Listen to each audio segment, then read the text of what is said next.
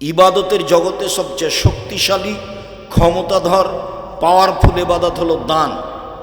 সালাত আদায় করে জান্নাত পাওয়া যায়, জান্নাত কিনা যায় না।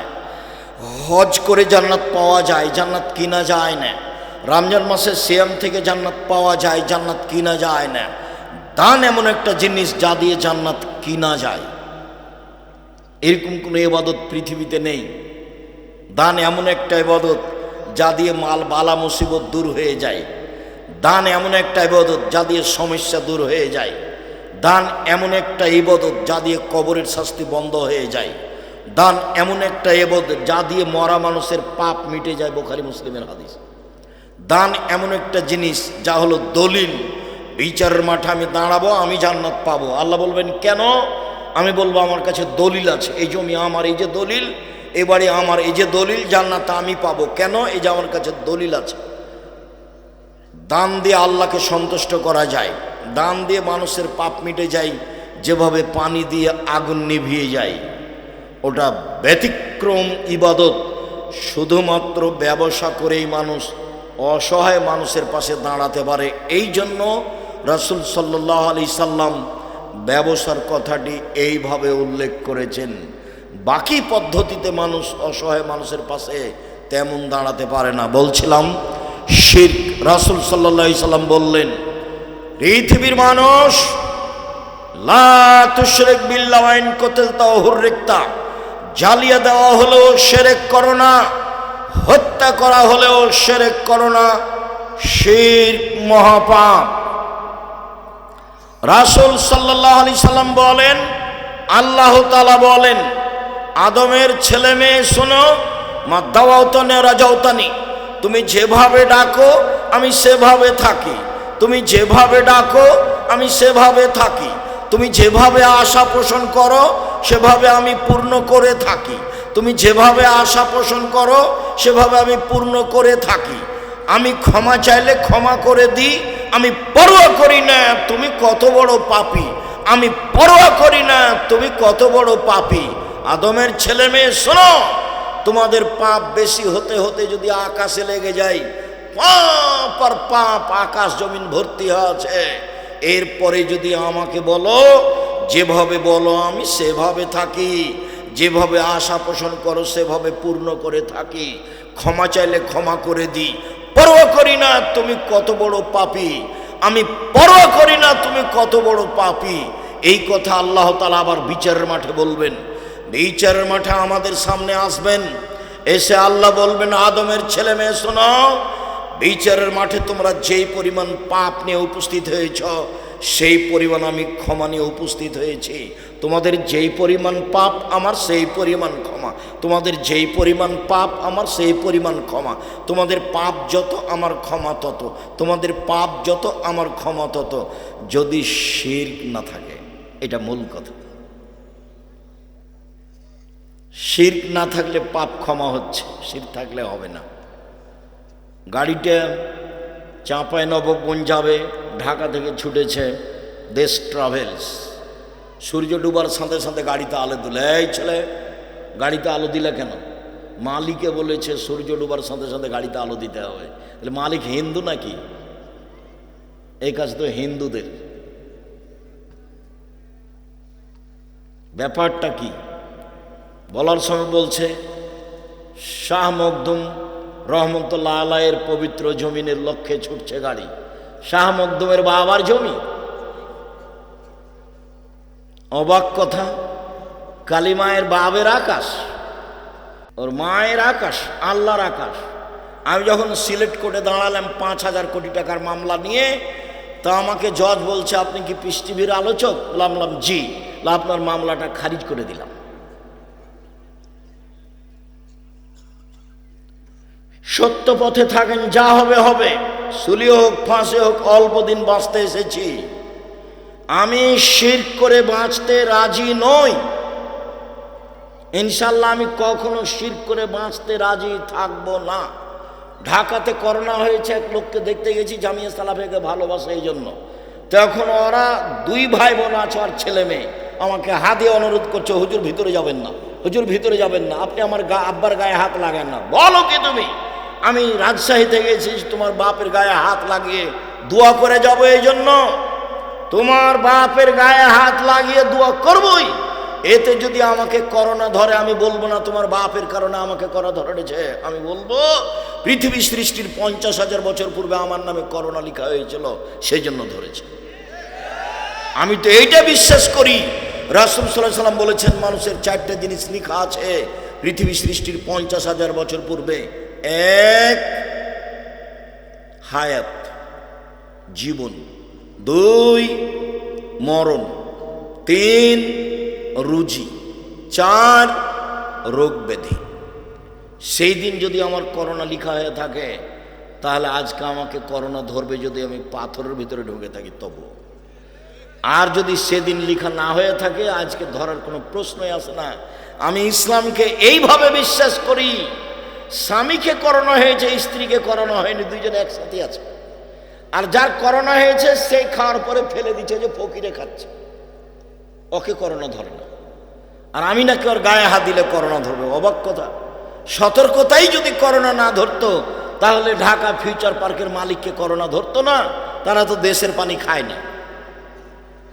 এটা হিসাব নিকাশ কিছু আছে। বোনাইয়া, শিরক করোনা, শিরক মহাপাপ। লোকমান হাকিম বলেন কিভাবে ছেলে মানুষ করতে হবে। আব্বু আকিমিস সালাত, সালাত আদায় করো, ওয়া'মুর বিল মারুফ ওয়া নাহি আনিল মুনকার, ভালো কাজের আদেশ করো, মন্দ কাজের নিষেধ করো।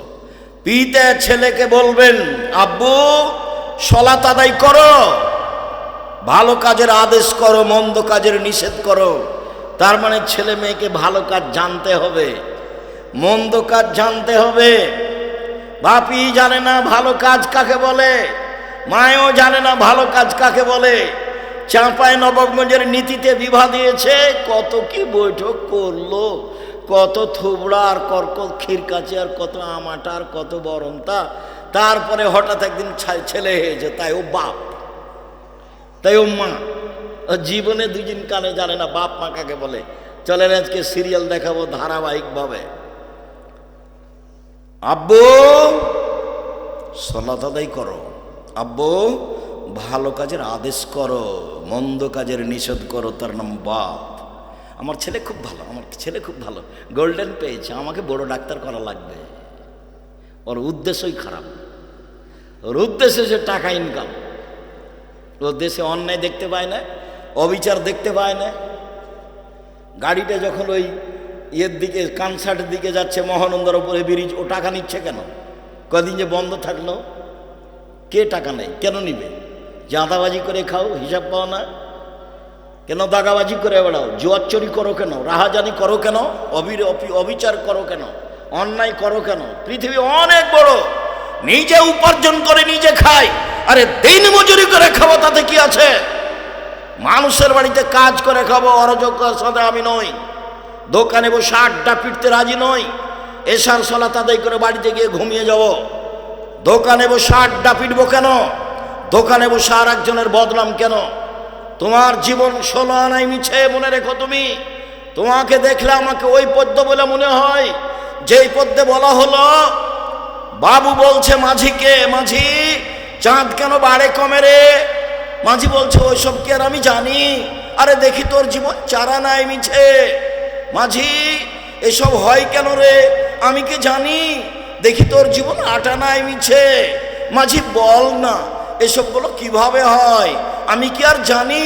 দেখি তোর জীবন 12 আনায় মিছে। বাতাস উঠেছে, নৌকা হিলে উঠেছে।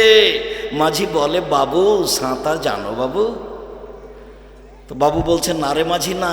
মাঝি বলছে এখন বাবু তোমার জীবন 16 আনায় মিছে, তোমাদের বাপ বেটার জীবন 16 আনায় মিছে। আমি আব্দুর রাজ্জাক বিন ইউসুফ বলে গেলাম, জীবনে কিছু করে গেলে না তোমরা, শুধু মানুষের সাথে অন্যায় অবিচার করে গেলে। দেবীনগরে আমার ক্লাস ফ্রেন্ড আব্দুল হাজি চেয়ারম্যান হয়েছে। তো বলছে আব্দুর রাজ্জাক তোর গ্রাম দিয়ে যে রাস্তাটা তোর বাড়ির উপর দিয়ে যাবে ওখান দিয়ে, তো কি করবি? তো বলছে এক কাজ কর, যখন আমাদের বাড়ির সামনে যাবে তখন রাস্তাটা আমাদের জমিতে এইভাবে নিয়ে চলে যাবে, আবার ঘুরে এসে এইভাবে যাবে। তো হাসছে, বলে এইভাবে বলছিস কেন? কোনো সমস্যা নেই, ও করে দে। তার যদি মনে করিস যে 5 জনকে জিজ্ঞাসা করে করব, তো এই এন্তাজ মেম্বারকে বলিস যেটা বলবে সেটা করিস, বলে তোরা আসবি না, ওসব কাজে আমি যাই না। ওই সামাজিক এসব নোংরা কাজে আমার মুখের উপর আর একজন কথা বললো, এটা আমি জানি। ওদের যেটা ভালো লাগবে দখল করে নিতে বল। আমার ভাগ্নি বলছে যে ওরা এই বলছে, তুমি চুপ থাকবে, যা করবে করে নিবে। সম্মানিত দিনী ভাই বোন, জীবনে প্রতিশোধ নেবেন না, সফল হবেন, প্রতিশোধ নেবেন না জীবনে। আর কারো বদনাম করবেন না, যা হবে হবে, ধসে যাক, বহে যাক, ডুবে যাক, মান সম্মান হারিয়ে যাক, তাতে আসে যায় না। পাল্টা তার বদনাম করতে রাজি নই, করব না বদনাম, যা হবে হবে। তার বিরুদ্ধে মামলা করব না, জমি দখল করেছে। মামলা কারো বিরুদ্ধে করে মানুষকে জেল হাজত দিয়ে 1 মিনিটের জন্য আমি বাঁচতে রাজি নই। সম্মানিত দিনী ভাই বোন, শুনুন, কিভাবে ছেলে মেয়েকে জাহান্নাম থেকে বাঁচাবেন, শিক্ষিত কিভাবে করবেন। এবার শুরু হয়ে গেল একসাথে বাপ মা জিম্মেদার। একই ভাষা আল্লাহ রসুলের মুখের, একসাথে মাও জিম্মেদার, বাপও জিম্মেদার, বাপও জিম্মেদার, মাও জিম্মেদার, একসাথে একই ভাষা। চলেন দেখি কয়েকটা। আবু হুরায়রা রাদিয়াল্লাহু তাআলা আনহু বলেন, রাসূল সাল্লাল্লাহু আলাইহি ওয়াসাল্লাম বলেছেন, কুল্লু মাউলুদিন ইউলাদ আলাল ফিতরা, প্রত্যেকটা ছেলে মেয়ে নিয়ে ইসলামী ধারণ ক্ষমতা নিয়ে জন্মগ্রহণ করে। ফাবুহু ইউহাবেদানিহি, তার পিতামাতা তাকে ইহুদি করে দেয়। ইমাজ্জিসানিহি, তার পিতামাতা তাকে আগুন পূজক করে তোলে। ইনাসরানিহি, তার পিতামাতাকে খ্রিস্টান করে তোলে। এই ছেলে বসো, ব্যস্ত হচ্ছ কেন তুমি? চায়ের স্টলে যারা এখন আছে, তুমি কি মনে করছো তারা সফল? তারা হলো নিম্ন শ্রেণীর মানুষ। আমি আব্দুর রাজ্জাক বিন ইউসুফ এখানে এসেছি, ও চায়ের স্টলে কেন? আপনি কি বুঝাতে চাচ্ছেন? যেখানে জিলাপি বিক্রি হচ্ছে সেখানে আপনার মেয়ে কেন গেছে? ও ক্লাস 10-এ পড়ে, ওকে হিন্দুর মেয়ে নাকি? ও ইহুদির মেয়ে? আপনি বাপ, আমি আপনাকে বাপ বলে ডাকতে নিষেধ করেছি, আপনার মেয়ে যেন আপনাকে চাচা বলে ডাকে। চলেন আপনাকে দেখাচ্ছি আজকে। আর আপনার স্ত্রীকে আপনার মেয়ে যেন খালা বলে ডাকে। আপনি বাপ হিসেবে উপযুক্ত বাপ নন, এই জন্য আপনাকে চাচা বলে ডাকা উচিত। আমি নিশ্চিত জানি আপনি বাপ, আমি জানি আপনি বাপ, তারপরে আমার আফসোস বলছে, আমার দুঃখ বলছে আপনার ছেলে আপনাকে চাচা বলে ডাকুক। জবাব আমি দিব কেন? ওই যে ওখানে মেয়ে আপনার দোকানে বসে আড্ডা পিটছে, জিনিস কিনছে, ওর বাপ নেই, ওর ভাই নেই, ওর স্বামী নেই, ওর দেবর নেই, ওর ভাসুর নেই, ওর বোনের ছেলে নেই, ওর ভাইয়ের ছেলে নেই। ও কোন শরমে ওখানে এই যে জিনিস কিনে? কোন শরমে কিনে? কোন হায়ায় কিনে? কোন লজ্জায় কিনে? ওর বাপ কাপুরুষ, সেই জন্য যায় ওখানে। ওর স্বামী কাপুরুষ, সেই জন্য যায়। কাপুরুষ স্বামী জাতির অন্যায় করে তাহাজ্জুদ পড়ে জান্নাত কিনতে চান। জান্নাত অত সহজ? দেখি জান্নাত কেমন সহজ না হালকা। রাসূল সাল্লাল্লাহু আলাইহি ওয়াসাল্লাম বলছেন, হজবাতিন নার বিশাওয়াত, মনের ইচ্ছা দ্বারা জাহান্নাম ঘেরা আছে। হজবাতে জান্নাত বিমাকারে, নিয়ম নীতি, কষ্ট, ক্লেশ, ত্যাগ, তিতিক্ষা, অনেক কিছু দিয়ে জান্নাত ঘেরা আছে। জান্নাত তো সহজ নয়, জাহান্নাম সহজ। মন মতো চললেই জাহান্নামে যাওয়া যায়। জাহান্নাম যেতে কষ্ট লাগে না, সমস্যা হয় না। রাসূল সাল্লাল্লাহু আলাইহি ওয়াসাল্লাম বলছেন, প্রত্যেকটা ছেলে মেয়ে ইসলামী ধারণ ক্ষমতা নিয়ে জন্মগ্রহণ করে। প্রত্যেকটা ছেলে 5 ওয়াক্ত সালাত আদায় করতে পারবে, করলো না কেন? প্রত্যেকটা ছেলে এশার সালাত আদায় করে বাড়ি চলে যেতে পারবে, গেল না দোকানে বসলো কেন? প্রত্যেকটা মেয়ে নখ কেটে ছোট করতে পারবে, নখ বড় রাখলো কেন? নখে নেইল পালিশ লাগালো কেন? ইহুদি খ্রিস্টানদের পতিতালয়ের মেয়েরা নখে নেইল পালিশ দেয়। ইহুদি খ্রিস্টানদের পতিতালয়ের মেয়েরা নখে নেইল পালিশ দেয়। ভুরু তুলে চিকন করলো কেন? দাঁত বুঝেও বুঝে না ওরা, অন্তর আছে বুঝে না, দেখেও দেখে না ওরা, চক্ষু আছে দেখে না, শোনেও শোনে না ওরা, কান আছে, শোনে না। উলায়েকা কাল আনাম, তারা পশু প্রাণীর মতো, তারা গরু ছাগলের মতো, তারা কুকুর শ্রীগের মতো, বালু মাজাল, বরং তার চেয়ে খারাপ। ভ্যানিটি ব্যাগ হাতে করে চলে গেল বাজারে আপনার মেয়ে, তখনও সে পশু প্রাণী নয়, তখনও সে গরু ছাগল নয়, তখনও সে কুকুর শ্রীগাল নয়। তো কাকে আল্লাহ এ কথা বললেন? আপনি কে? আপনার স্ত্রী কে? একই শব্দ দুইজন। চলেন দেখি। আব্দুল্লাহ ইবনে ওমর রাদিয়াল্লাহু তাআলা আনহু বলেন, রাসূল সাল্লাল্লাহু আলাইহি ওয়াসাল্লাম বললেন, আর রাজুলু রাইন ফি আহলি বাইতিহি ওয়া হুয়া মাসউলুন আন রায়াতিহি, যে বাড়ির মালিক, ছেলে মেয়ের বাপ, স্ত্রীর স্বামী, তাকে তার ছেলে মেয়ে সম্পর্কে বিচারের মাঠে জবাব দিতে হবে। জবাবে পরাজয় হলে জাহান্নাম হবে। তাহাজ্জুদ দিয়ে বিচারের মাঠে টিকতে পারবে না স্বামী স্ত্রী।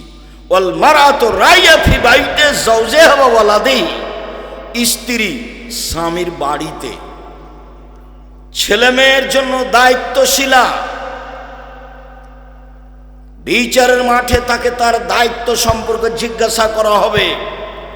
এই মা যদি বিচারের মাঠে জবাব দিতে না পারে, তাহলে এই মা তাহাজ্জুদ দিয়ে বিচারের মাঠে টিকতে পারবে না, ফলাফল খারাপ হবে। হাদিস বুখারী মুসলিম। আগেরটা ছিল বুখারী মুসলিম, এটাও বুখারী মুসলিম। চলেন 3। আবু হুরায়রা রাদিয়াল্লাহু তাআলা আনহু বলেন, রাসূল সাল্লাল্লাহু আলাইহি সাল্লাম বলেছেন, কুল্লু নাফসিম মিন আদম সাইয়্যিদ, আদম সন্তান সবাই কর্তা, তাকে জবাবদিহি হতে হবে। আর রাজুলু রাইন, রাজুলু সাইয়্যিদুন ফি বাইতি আহলিহি, স্বামী পিতা এই বাড়িতে কর্তা, তার কর্তৃত্ব সম্পর্কে জবাবদিহি হতে হবে। অল মারাতু রাইয়া ফি বাইতি যাওজিহা ওয়াল মারাতু সাইয়্যিদা ফি বাইতি যাওজিহা ওয়া ওয়ালাদিহি, স্ত্রী ছেলে মেয়ের মা, কর্ত্রী, বিচারের মাঠে তাকে তার কর্তৃত্ব সম্পর্কে জিজ্ঞাসা করা হবে। শুনুন, নিজের কাজ করে যে তাকে বলে কর্মী, অপরের কাজ দেখে যে তাকে বলে কর্তা। নিজের কাজ করে যে তাকে বলে কর্মী, অপরের কাজ দেখে যে তাকে বলে কর্তা। আপনি 5 ওয়াক্ত সালাত আদায় করলেন, আপনি কর্মী। আপনার ছেলে মেয়েকে সালাত আদায়ের জন্য বললেন, তখন আপনি কর্তা। আপনার স্ত্রী নিজে সালাত আদায় করলো, তখনও মহিলা কর্ত্রী।